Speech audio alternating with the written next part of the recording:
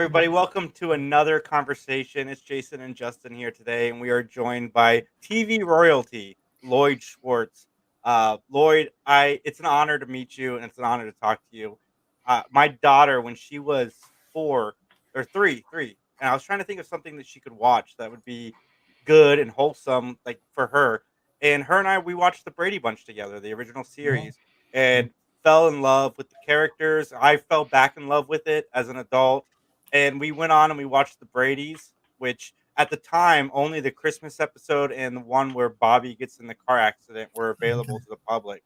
Right. And we watched those too, and she absolutely loved those. So I went out and bought the set. We have Brady Brides and everything now. But Yeah. what I mean, the obvious answer of how you got involved with the Brady Bunch, but like, what was it because of your father that you wanted to pursue a role or a job in television, or was it from your own personal, like, just, man, I really Well, love what's going on here. Like, I love watching him do this, and I kind of want to be involved with this. yes to some of what you were saying. I uh, I had a career already started away from him. I had been doing some stand-up comedy, and then I wrote a Love American Style, and then he started. I had already been a dialogue coach for him a little bit on It's About Time and on Gilligans Island a bit. And then he came and he said, "I've got this Brady Bunch show with these 6 kids, and I want you to, be a dialogue coach on it." And I said, "No, you're just offering me that because you're my dad." And he said, "Well, who should be a dialogue coach on this show?" And I said, "Somebody who's been a dialogue coach before." He said, "Well, you were a dialogue coach before." And he said, "Somebody who's worked with kids." And I said, "Yeah, well," and he said, "Well, you ran a summer camp." And I said, "Somebody who's got a degree in television." He said, "You have a degree in television. Someone who's been a performer." Okay. He's describing me. Okay, I'll do it. And then I did it for a while, and I realized I could do more, and I quit. And he said, "Well, you're quitting." And I said, "Yeah, because I can do more." And I said, "What can you be?" "I'll be an associate producer." And so he said, "Okay, well, try it with a different title." And then after a few episodes, I said, "Okay, I've done the job. You have no other associate producer. I want the title and I want the money." And he said, "Okay." And then after a year of that, I said, "I don't want to do this anymore. What can you do?" "I want to direct." Now I was 23. I was 24 years old. And so they made me a director and then a producer. And I was the youngest producer in the business. And then we teamed up after that time. And we became the youngest father-son producing team in the business. And I've done lots of other stuff, but Brady Bunch doesn't seem to go away. It just, I said, we've been on the air in the 60s, the 70s, the 80s, the 90s, the 10s, the teens, the 20s. Now we're going into the 20s, and we still got stuff coming up. Yeah, I heard rumors a few years back about a Brady Bunch spinoff focusing on Peter, and I wish that that had happened. But so what is an associate producer? Um, The definition of associate producer is many different things in different shows. mm, Today usually has to do with post-production.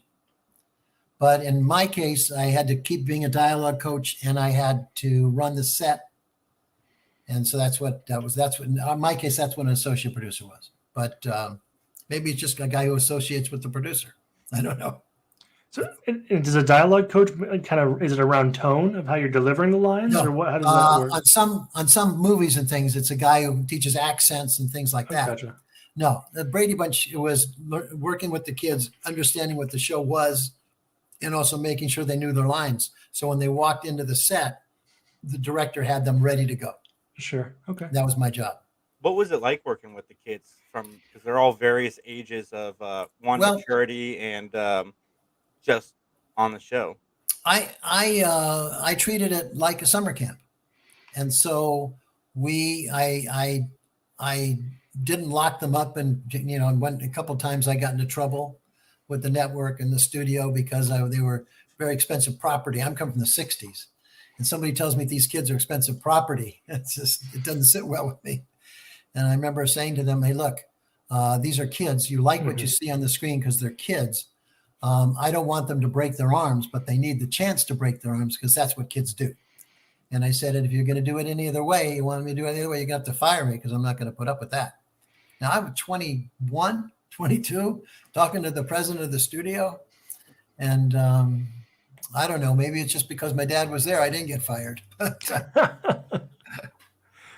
Yeah. So what was it like? I mean, the Brady Bunch, I mean, that was a tidal wave of popularity, right? You probably couldn't go Yeah. anywhere without somebody talking about it.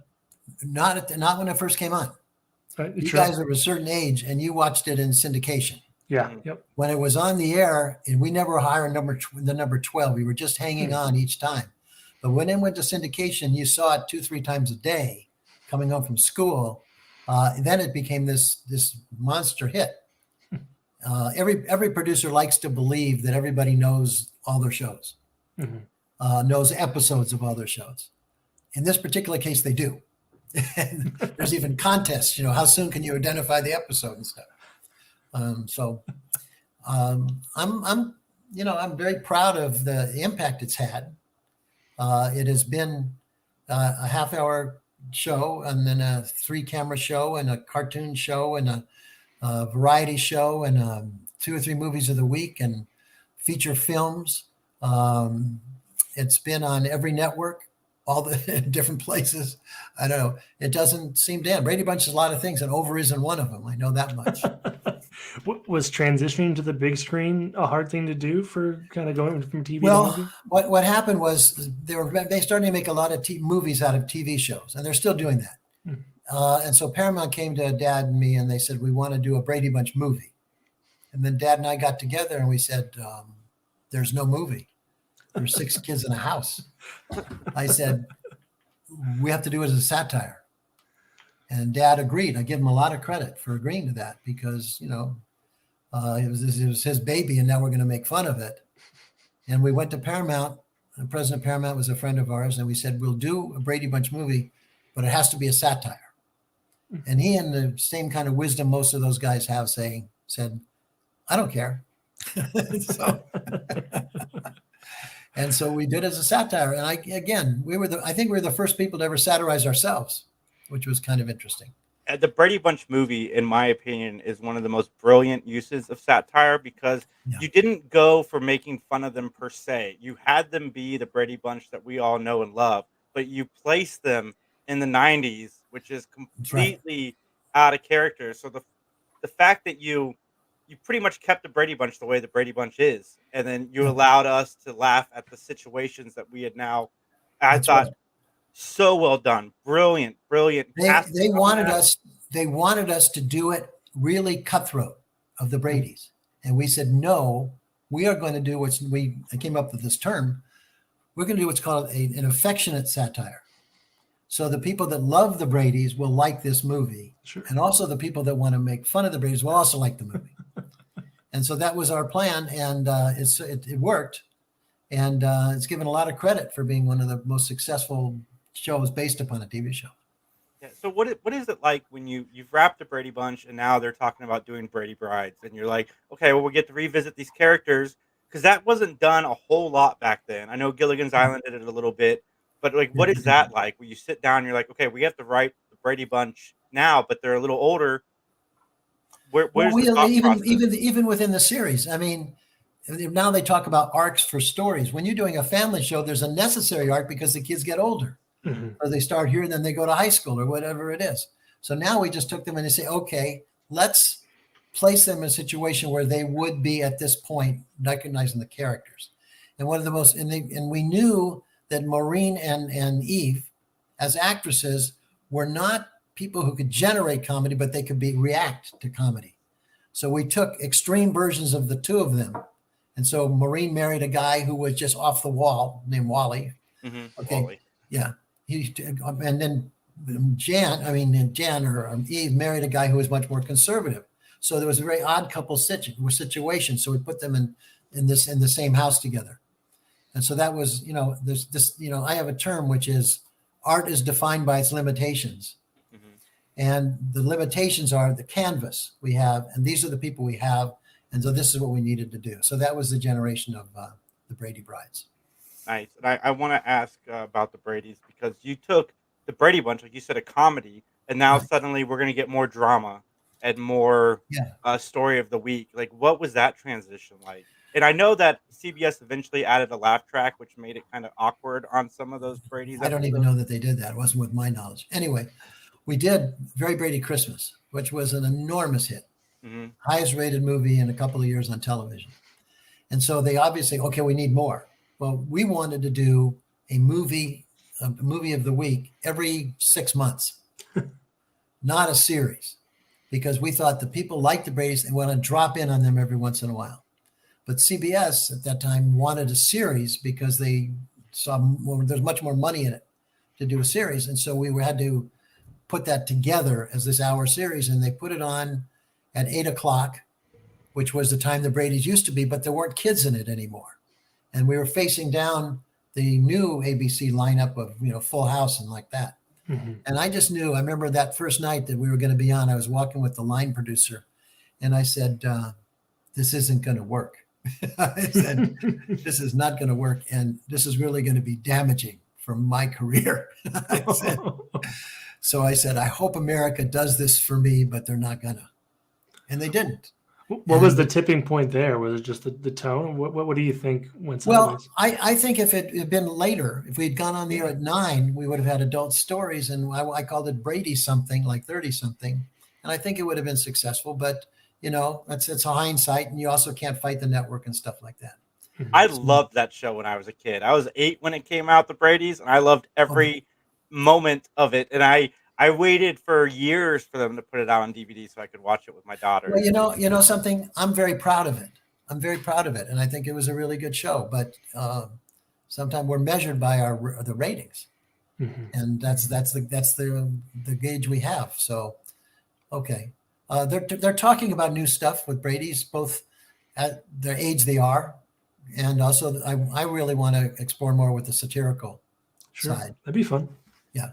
Absolutely. And I thought the Brady's gave Robert Reed what he wanted with the Brady Bunch, was something more that he could grasp onto as far as like the acting. I don't know. Robert and I didn't necessarily see eye to eye about anything. There's been a lot of stuff written about all that. So he was still the pain in the ass when we were doing the Hour Brady's as he was. So not to divert too much from the Brady's, but you were also on another very famous kind of TV show family, like the Munsters. How was that? The Munsters Today. Yeah. Well, that was an interesting thing. They came and I had done some shows for this TV network, the TBS, syndicated stuff. And they said they had the rights to do the Munsters. Would I write the pilot? And I said, no, I don't think so, because I love the Munsters. It was a great show. Why would I redo this again? And they said, well, we sold 2 years of it. And I said, let me think about it. So I thought about it, and I found a way I thought which would make it interesting to me. And was that the Munsters fell asleep, and then they were wake up 20 years later. And it was a way for me to use them to poke fun at where society has gone. So I thought that was worth doing and poke fun that way through characters that everybody knew. Looking back, I shouldn't have done it at all. I think that the Munsters Today should never have been done. I enjoyed doing it because I like working, and John Shuck is still a very good friend of mine, as is Lee Merriweather. But I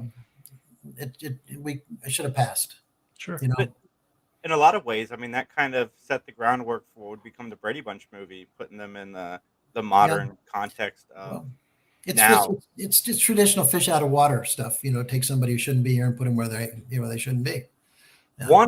One of the things that I'm surprised we haven't gotten yet, and I'm hoping, Gilligans Island was one of my favorite things growing up, and even the movies, like Rescue from Gilligans Island, you can find everywhere, but you can't find the Castaways on Gilligans Island or the Harlem Globetrotters one. What were those like working on? Well, my dad did Gilligan, and I was like in high school and just starting college, and so I didn't have much to do with it. I was a kid and walked around the set and things like that. And Rescue from Gilligan's Island answered the question everybody wanted, which is, did they ever get rescued? Because they finished the series without getting rescued. So we sold the movie. It was interesting because we sold it to Fred Silverman, was president of NBC. And we met with the head of movies of the week there. And she said, we said, because we like to work with network people and other opinions and things. How do you want to see this? You want to see the script? You want to see the outline? What? She said, I don't understand Gilligan's Island. I don't know why it works. I don't get it. You guys do. Just bring back the film. So we made this independent movie, and I put anybody I wanted into it. I was in it. We did this movie, and it was the highest rated movie they ever had, or whatever. So they immediately said, let's do more. The problem with doing more of those is the cast was getting quite old. Mm-hmm. Natalie Schaefer was like 90 or something, and Gilligan's Island is a very physical show. So we figured we would turn it into kind of a resort on the island. And I'm not sure that really ever worked, but it was a way for us to keep it going. Sure. And then Fred Silverman, I don't think everybody's ever heard this story. Fred Silverman said, he's always about putting things together. He said, let's do a Gilligan movie where the Brady Bunch gets marooned on the island. Well, Brady Bunch was on ABC. This was on NBC. There was just, so much ownership situation, and that can work. He said, okay, how about, he said, the Dallas Cheerleaders on Gilligan's Island. Well, again, it was owned by somebody else. And then finally he said, Harlem Globetrotters on Gilligan's Island. And Dad said, in those days, maybe not right now, but he said, well, they're taller and darker, but I think it can work, he said. So that was, and then we did the Harlem Globetrotters. I like the theme of it. Mm-hmm. It gets roasted as like the worst title ever for a TV movie, Harlem Globetrotters and Gilligan's Island. But the theme is, you be who you are. And so they had the Globetrotters doing their crazy things and beat this team of robots and whatever. And it was, and it was, when it ran, it did not do particularly well. It's done well when it's been rerun. But there's talk about doing more Gilligan stuff. We have a musical that runs around, and we've been trying to get a feature going since 1988, by the way. Wow. I remember in the 90s, there was rumors of John Goodman playing the skipper. And, right. There've been Adam all those Sandler things. playing Gilligan. I've been writing a book about the making of the Gilligan's movie, of which there is none. But the book is called Invitation to a Shipwreck. Oh, that's fun. And I'm on page 560, and there's no movie in sight. How many more pages you think? I'm going to keep going until we do that movie. So it could rival the Oxford English Dictionary in terms of page count. I don't know. I want that movie, Hollywood, or a TV series. I love the concept of Gilligan's Island. I mean, almost at this point, you'd have to make it take place like back in the day, because we have cell phones. Trust me, there's every idea that has been submitted, every idea. But it bothers me when people come up to me and say, it would be a good idea, a Gilligan's Island movie. And I want to punch them out. You should hear my book. You should read my book. Hey, Lloyd, a Gilligan's Island movie would be a really good idea. Can I hang up now or what? Yeah, we won't even be offended. It'd be great. So what are you up to now? What's classic couples counseling? Classic couples, and I left my therapist one day. I didn't leave her for good. I was driving away, and I said, geez, she told me a lot. I wonder if people really have problems. And I thought about the people that have the biggest problems, which are Shakespearean characters. And I said, what would it be like to have a therapist for Shakespearean characters? So imagine Hamlet and Ophelia coming in and having a session, and Romeo and Juliet coming in and having a session, and Ophelia and as I said, Hamlet and Othello and Desdemona and Macbeth and Lady Macbeth, and they all come in, and she tries to help them. And then there's a group scene, which is I call the dessert scene because it was so much fun to write, where they're all there together. And Petruchio is trying to hit on Juliet, and Lady Macbeth's telling everybody to go to hell, and she's always running out and washing her hands, and crazy stuff's going on. And then at the end of that scene, she finally gives advice, and here's what you need to do, and here's what you need to do. And they all leave. And the next scene, they're all dead because of the advice she gave them. I love the scene because there's Petruchio and Kate are still alive, and so they're there, and then the phone calls come in about how these people die, and she keeps putting chairs away because it was supposed to be this group scene. And I tell you, it's fun. It's really fun. We did a brief production about 3 or maybe 5 years ago, and I've been working on other things. And then Theater West, where we have a children's theater, said, would you guys do that? Because they love the reviews and they love that show. Would you guys do that here? So we We remounted it. We're in the process of having our first table read of really good actors. They were good before. They're good now. New ones. And we open on April Fool's Day, and it'll run through May 8th. And it's at Theater West, which is www.theaterwest.org. And people can get tickets and find out about it. And I'm really excited because I've written lots of plays and had lots of plays all over in the country. This is one of the 2 or 3 that I think have real Broadway potential. It just feels like it would be great there. For people who know Shakespeare, it's really funny. And for people who don't know Shakespeare, it's really funny anyway. So anyway, that's what that play is. And I hope, I don't know, where are you guys located? Columbus, Ohio. Yeah. Okay. Well, I hope it gets there. And if you get out here, come see it. So yeah. Here we go. I would love to. Well, I want to go back just real quick before we let you go. And I want to ask you about your stand-up. Did you ever get back to that once you started doing the TV shows?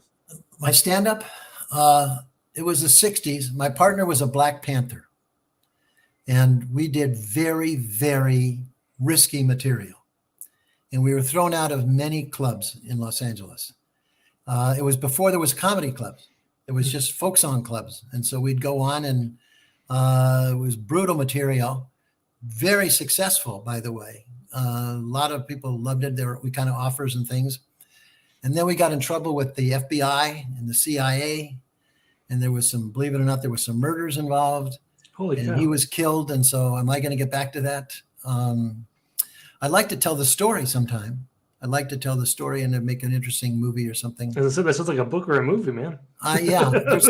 By the way, there's interest right now in the book about it. Yeah.